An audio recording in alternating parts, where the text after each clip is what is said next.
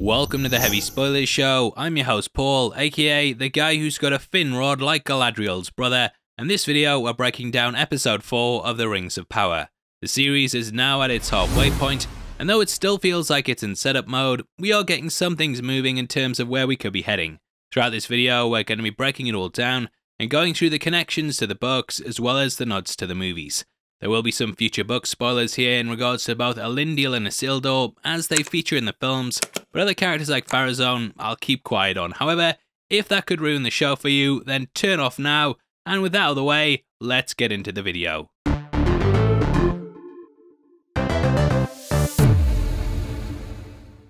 Now we start off in what seems to be Numenor, though we later learn it's a vision given by the Palantir. It prophesies the fall of the city and the destruction of the entire kingdom. This is ushered in by the petals falling from the white tree, which is known as Nimloth. This bad omen signals the end, and a giant tidal wave rolls in that gets rid of the city and all those bad reviews. Though it's initially just a nightmare, come the end of the entry we watch as the petals fall, and it's somewhat the second stage of the doom that's due to befall the kingdom. The first stage of this was Galadriel's arrival, and it's all sort of falling into place with us watching the events line up so that everything can come crashing down. The dream begins with Miriel greeting babies, who are very much metaphors for the future of the kingdom. They are of course killed by the tidal wave as well, symbolically showing how the future of Numenor is completely fucked. Killing kids in the first couple of minutes, it's dark, but I also respect it. Now, one thing that I didn't mention in my last video is that Numenorians have much longer lifespans than normal men do. Typically, they live for 300 to 350 years, and these babies being snuffed out is an even bigger tragedy, because man could have had 300 years of being a heavy spoiler subscriber. What do you mean you also hated the show? Now, I'm probably going to get some dislikes, but I actually really liked this opening, and though I knew it was a dream as soon as the waves rolled in, it was a nice tease to show what people know is coming. The fall of Numenor is often referenced throughout the books and movies, and seeing this devastation was a really gripping way to start things off. Whether it held up as we got on, we'll get into, but I thought the beginning was at least very solid. Now from here we cut to the blacksmith member from last week, now sporting a black eye courtesy of Halbrand.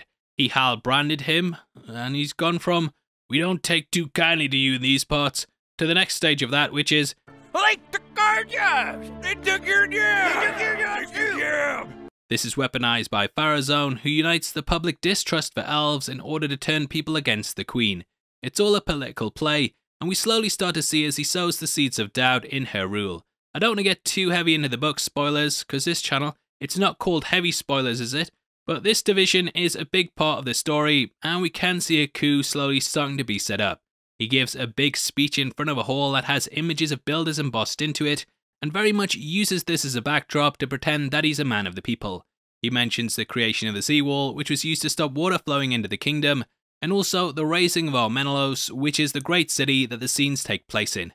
He very much plants the idea in everyone's mind that if the Queen works with Galadriel, that the people of the capital will be replaced, and no doubt will use his fear even more after the events of the ending.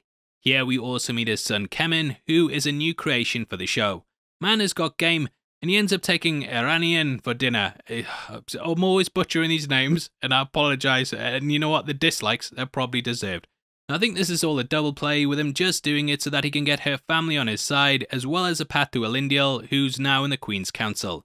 Elendil was of course blackmailed last week into working with her, and he might be able to be swayed against her rule. Again, none of this stuff is in the book, so don't take it as gospel, but the play by Kemen could have a double side to it. Both characters are new creations for the show, and I am interested to see where they go with it. Now as Pharazon got older, he slowly became more and more bitter that he was aging, and wished to gain the immortality that the elves had. This is where a certain Dark Lord came into play, and I think we might even learn that he's been using the Palantir to contact him, similar to Saruman. Back with the Queen, Galadriel brings the warning of Sauron, as well as the reveal that Halbrand is the King of the South. Miriel does a joke about Elendil being a runic emperor, and these were known as Easterlings who lived in the east of Mordor in the lands of Rune. They were enemies of the Free People, and they eventually sided with Sauron, just in case we meet any. Spoiler alert. Now Galadriel wants a union between the Numenorians like the days of old so that they can stop Sauron in the Southlands. As we now know, the Southlands will eventually become Mordor, and we're very much watching the creation of Sauron's realm throughout the series. This is why tunnels are being built rather than the orcs just travelling at night, and they very much want to create a way for them to move around freely in the Southlands without having to wait for cloud cover or for the sun to go down. The skies of Mordor, of course, ended up getting blanketed in ash due to Mount Doom, and these tunnels could provide a passage to it. Because they're tunnels, I feel like the trenches are being dug so that something can be moved through them, and it may be the forge that Sauron uses to create the One Ring. We see the Elven one is about halfway done in this entry, and though he might not use a forge, because I don't think it popped up in the book, they are definitely planning on using these for something big. And after giving a speech about how Galadriel wants to see the manager, aka Muriel's father, she's thrown in jail for sedition, which basically means she's saying things that could cause a rebellion. Should pay attention to people closer to home, and next we jump across the sea to Isildur. Weirdly, we get a moment in which he hears whispering voices, which are presented in a similar way to how the ring speaks to him. He hears this voice and lets go of the rope on purpose, showing how this has the power to tempt him with a darker path, much like how that did. I think this is calling him to Middle-earth, which is why he signs up at the end. However, it could be letting him know to go with his heart, and he of course said last week that he didn't want to do the sea trial. From the ship we can also see Meneltoma, and this great mountain was seen as a holy site by the Númenóreans. Now there's lots of foreshadowing here, with his buddy implying that he only got to do the sea trial because of who his father is. This very much carries across to the character's future as well, with him only really getting the ring because of his father's sacrifice. Elendil was struck down by Sauron, and then Isildur took his blade up and cut off the Dark Lord's hand, which allowed him to take the ring. It's pretty much only because of his father's falling that the opportunity rose up, so I feel like that's what they're playing up to here to foreshadow the future. Elendil eventually also ends up becoming a great king, which allows his son to follow in his footsteps, showing that Isildur ain't shit. Now one thing that Middle-earth Shadow of War told us is that Isildur actually ended up becoming one of the Nazgûl. Again, I don't think this is regarded as canon, so don't lose your fucking shit for me bringing it up. I said don't lose it! Anyway, after he was attacked by the orcs, they took his body to Sauron, who then used a ring to revive him. He was tortured and transformed into one of the Nazgûl, and he became a servant of Sauron. Again, probably not canon, but it would be interesting to see them maybe create the ring wraiths in the show. Though I think the series will probably end with the big battle, it would be great if that was a season 3 thing, and we then got to see the events after it play out with lots of characters seeking the ring before it falls to the riverbed. Either way, Isildur is told that he's the problem, and this conflicted character has a dark path ahead of him. Elsewhere with Arondir, we are finally introduced to Adar after the tease from last week. Played by Joseph Maul, this dark elf is also a new creation for the series. Though lots of people think that he might be an alias of Sauron, I don't think that they would have spelled it out to us straight away if that was the case. The first time we hear characters talking about him, they say he could be the Dark Lord, and I think this is way too obvious if it's gonna be a big reveal. Now in addition to this, he also brings up how he went down the river of Valerian when he was younger, which I don't think Sauron would be fully familiar with. Valerian existed in the First Age, but it ended up being destroyed during the War of Wrath, which wiped out most of the land there. Although Sauron was about during this, I don't think that he would be able to recount places like this in such detail. Now as we saw with the likes of Saruman, Sauron has the potential to corrupt everyone around him, and though no elves had this happen to them in the books, the show is obviously saying, fuck the canon. In the source material, Fëanor carried out some elf-on-elf violence, which was a big moment known as the kinslaying. So the foundation is there for elves to turn on elves, and judging by his scars, he was probably tortured by either the orcs or Sauron himself. He ends up killing the downed orc from last week, and in a nice bit of attention to detail, we can actually see that he's wearing the end chest piece that Arondir and the others had on. The orcs won't carry the weak, and Adar kills him. Maybe you should just join the Harfoots, because they're very much survival of the fittest too, bloody monsters. Now I've got a lot of flashes of Apocalypse now, with him being very much a fallen commander that talks about the lies of society. I kinda think that it'll be revealed that the elves betrayed him, and who knows, he may even be a survivor from the kinslaying. Now last week we also talked about how the first orc reminded us of the one from the Two Towers. Turns out that it's because it's actually the same actor, and huge shoutouts to Nerd of the Rings for pointing out that this is Jed Brophy. He also played Nori in The Hobbit, and is now featured in every live-action Lord of the Rings project. Over at the Elven Tower, we learn that they're running low on rations, and this is due to every village from around the area showing up there. Theo volunteers to go to Waldrig's root cellar, and he ends up further powering up the Black Blade. Again, I feel like this is a Morgul one, and we watch as it once more reforms like that one evaporated. I thought this was a really well put together scene, and I love how the cloud rolled in and started to blanket the landscape. Theo is attacked by an orc who licks the blade, and this is similar to what the Uruk-hai leader Ugluk did in the Fellowship of the Rings. Theo's plan to escape goes well, and also got flashes of the hobbits lying low under the tree with parts of the well almost sticking out like a branch. Back at Eregion, we watch as the Great Forge is built, and Celebrimbor did say that he had a deadline in which to create it. I think this might be because Anatar gave him a date to do it in, and in case you don't know, this was a disguise used by Sauron to manipulate the elves. Known as the Lord of Gifts, he appeared to them as a friend, and the creation of this forge could have been instructed by him. However, the character might not have emerged yet due to his arrival being said to be tied with the starfall that brought the stranger with it. In the books, Sauron arrived from the shadows, but they may have changed it up if our theories about the stranger being him are true. Now, I say that if they're true, I don't think it's the case that he is Sauron, and I think that Sauron probably rose up and then the stranger was sent in by Ilúvatar as a way to counter him. I think the stranger is probably going to be revealed to be Gandalf, which is why Amazon haven't told us his full name yet, and though he doesn't arrive in the timeline until much later, Amazon didn't spend billions on this show to have it be some rando. Now Celebrimbor brings up Elrond's father, Elendil, who was half elven. Known for carrying out a great voyage single-handedly to Valinor, he was said to have been elevated to carry a star across the sky. The character was prophesied to return, and all this talk of him here makes me think that they might bloody do it in the show, might have him come back. Anyway, it's your time. So potentially the stranger could even be Elrond's dad, as he arrived in a starfall and they keep prophesying his return. Would make sense, be a good surprise, and give Elrond a chance to spend more time with his dad like what he says to Durin. Very quick theory, that's the end of theory time. Now Celebrimbor said that he said the future would lie in his son's hands, foretelling how Elrond would become the Lord of Rivendell.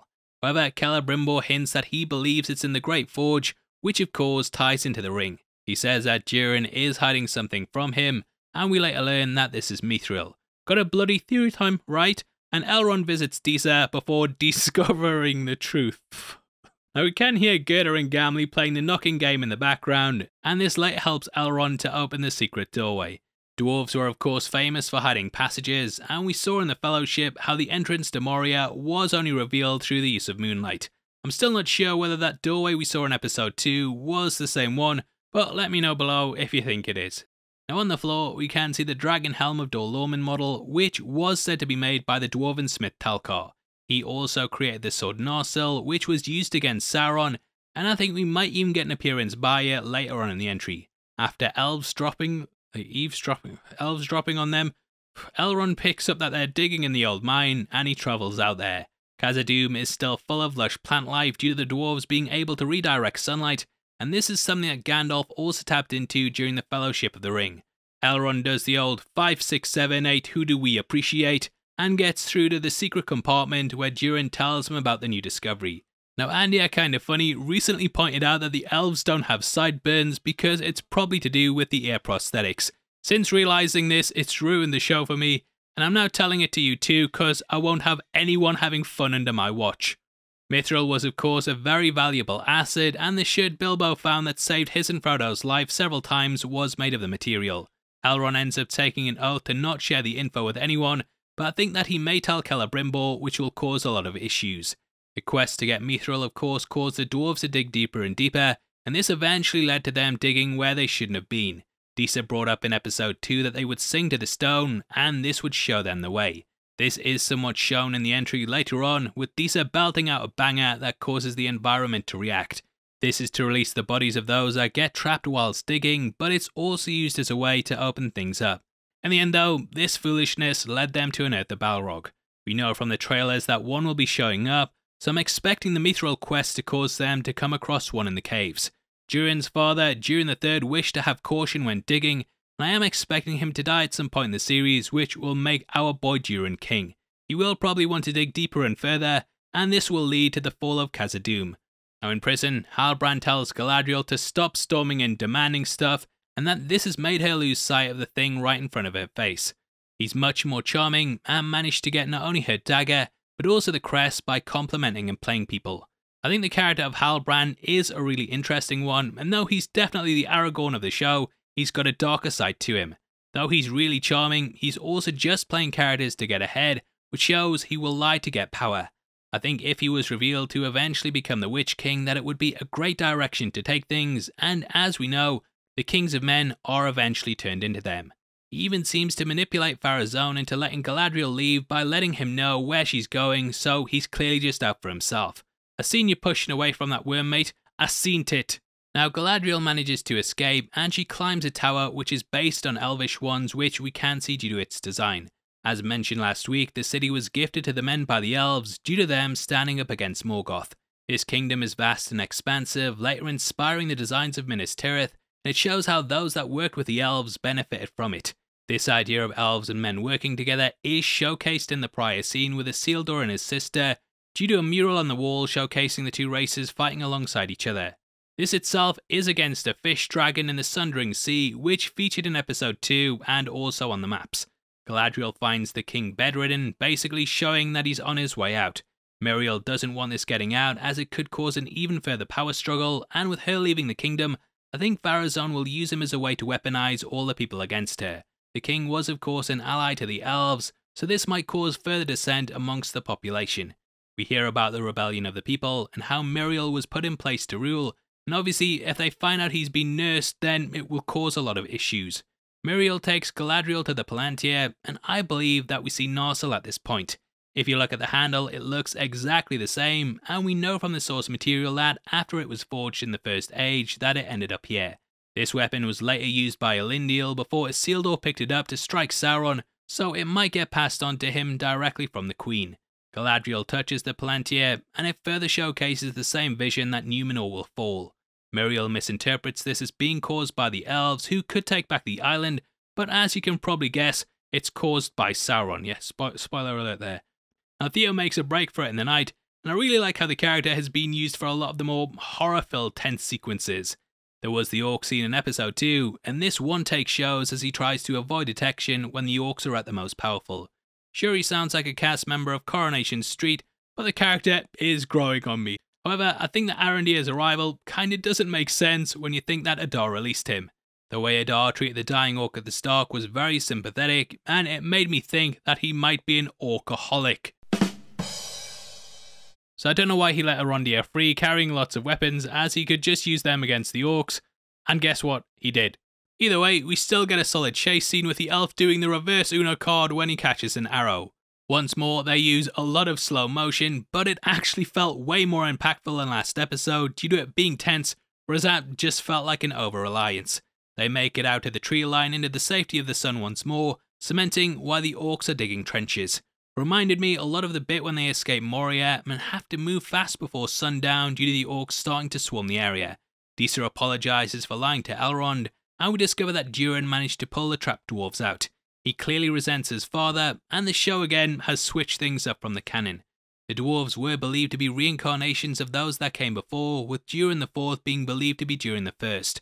However, his dad was also supposed to be reincarnated from Durin the First, so I don't know, but at least it's not as complicated as a Game of Thrones family tree. Now they have a line about how the wisdom of the prior dwarf kings flows into the new one to talk about mistakes, and the only mistake here was you not pulling out. Now either way, Elrond makes Durin realise that time is running short with his dear old dad, and that they should cherish the time they have together. Durin the Third actually appears in the Fellowship prologue, and he's one of the dwarves that is given a ring of power.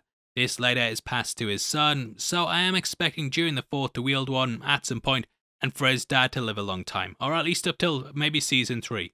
Now he ends up visiting his father, and he apologises for digging too deep, but the old man tells him that he's with him either way. This pretty much gives him permission to keep digging, which we know the outcome of. He also grants him leave to go and visit Lindon, which will tell them of the forge, and likely be a way that they put a ring on it. Back with Arondir, we see as he brings the message that they have to disappear like half the audience of the show, and we learn that there are spies amongst them. This comes in the form of the barman Waldrig, who is still loyal to the forces of evil. The men of course made a pact with Morgoth, and we discover that Waldrig was the one who owned the hilt. In episode 1 we heard how the orcs were experimenting with the unseen world, and I think much in the same way that the Morgul blade pulled Frodo into it, that the hilt will be used to potentially pull Sauron out.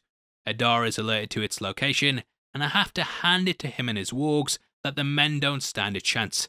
The entry ends with Galadriel being sent away from the kingdom, but after the petals fall, she's called back, and Miriel decides to travel to Middle-earth. Pharazon says initially that the people will be relieved, but on the change of plans, he stands as an opposite to her, symbolising how he's against her. In the end, we see Isildur signing up, Halbrand appears to be free, possibly because he snitched to Pharazon, and they're all heading out in 10 days, which I hope we don't see, because I don't want to spend 10 more days just going, we have to get going. Please just move on with it. Now, as for my thoughts on the entry, again, I thought this had its moments, but I wish the show would just get things moving, as it still feels like it's setting things up rather than progressing the plot. We're now 4 hours deep, and though the Lord of the Rings films were lengthy, they'd covered way more ground in the Fellowship by this point. I'm hoping next week that they all hit Middle-earth and finally take a stand against the Orcs, instead of just Galadriel trying to convince people that they should. I feel that's my main criticism with it, and I hope next week we just hit the ground running, instead of her constantly saying, Sauron is coming, you have to fight.